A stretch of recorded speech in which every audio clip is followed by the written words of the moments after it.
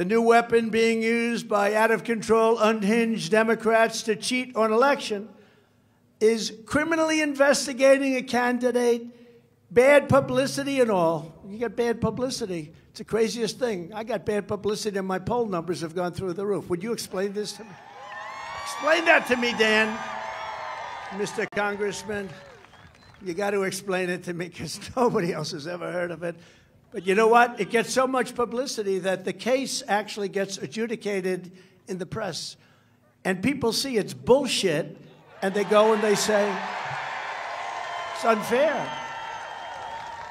But it takes place by the Department of Injustice and their local henchmen at the AG and DA's offices throughout the country. They use the local offices, like in New York City, like in Atlanta, like in Chicago and Los Angeles.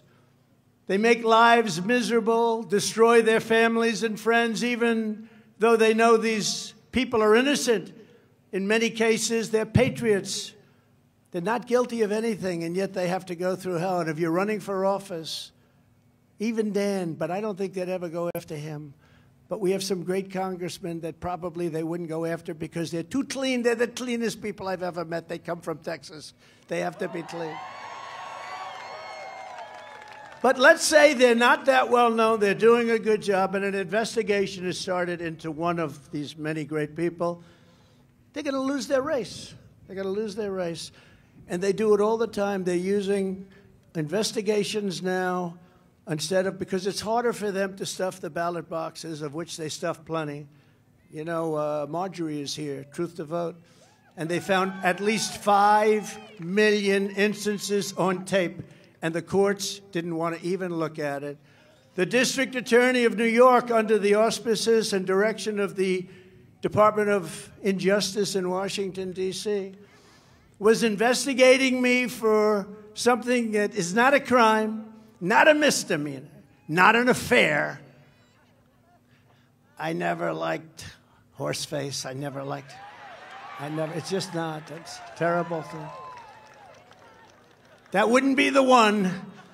There is no one. We have a great First Lady.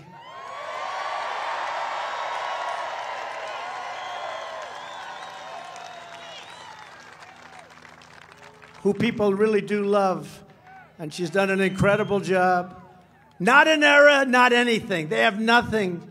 And yet it went on and on and on and continues to. He stacked his office with D.C. operatives.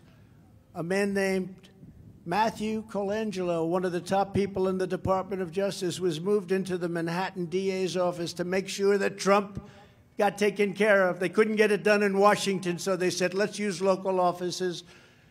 So they have Colangelo, the top, just about the top, one of the top people under the Attorney General Garland, and they sent him into New York to be in the Manhattan office. Can you imagine that? In order to prosecute and do everything he could to get rid of Trump, because, you know, our poll numbers are through the roof.